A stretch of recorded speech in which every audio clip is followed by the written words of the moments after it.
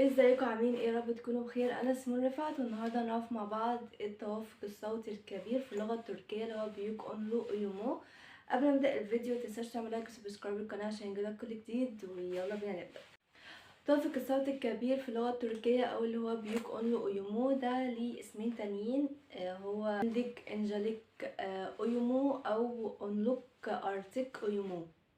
وطب ايه هو عباره عن ايه التوافق الصوتي الكبير دوت؟ عباره عن التفخيم والتركيك في الكلمات التركية. بيقول ايه؟ طيب هو بيتكلم في حتة ان الكلمة التركية عندي لازم تكون يا اما كلها مفخمة يا اما كلها مرققة.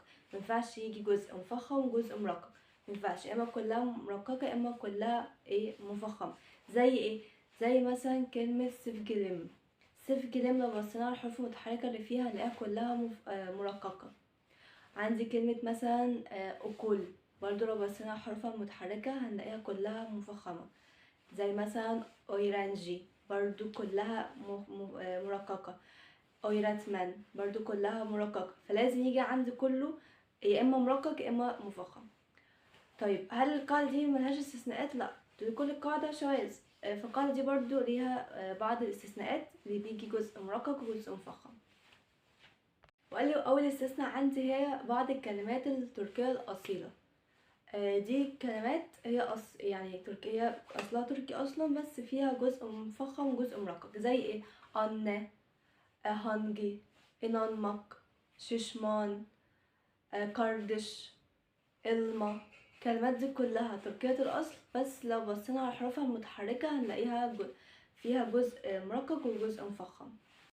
تاني استثناء عندي اللي هي بلا شك سوجولوكلر، اللي هي الكلمات المركبة. الكلمات المركبة دي اللي هي عندي زي أكجار. أكجار دي الرئة. باشكانت عاصمة. تيجيك توزو. جناي باطي. كارا دانيس. وعندي تالت استثناء عندي وهي يابانجي سوجولوكلر، اللي هي الكلمات الأجنبية أو الكلمات الدخيلة. دي عندي زي بادم، ده لوز، كتاب، أساس، جزتا، وتزجة. تزجة ده الورث. رابع استثناء عندي وهي بعض اللواحق، زي لاحقة الشمتيجي زمان اللي هي لاحقة المضارع الحالي اللي هي يور.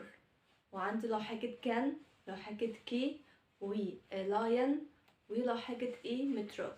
كل دول لما بيدخلوا على الكلمة بيبقوا زي ما هما، مش بيتأثروا إذا كانت الكلمة دي مفخمة ولا مرققة.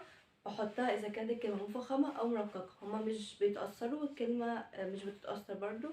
لا، عايزين نلخص القاعدة سريعا. البيك أويمو هو من حيث التفخيم والترقيق.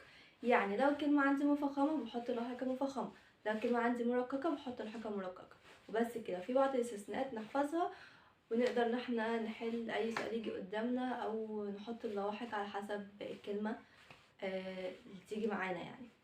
بس وبكده نكون وصلنا لنهاية حلقتنا. اتمنى تكونوا استفدتوا وعرفتوا اوصلكم معلومة كويس. لو في اي سؤال او اي حاجة اكتبولي في الكومنتات، واشوفكم في حلقة جديدة. كروشوروس.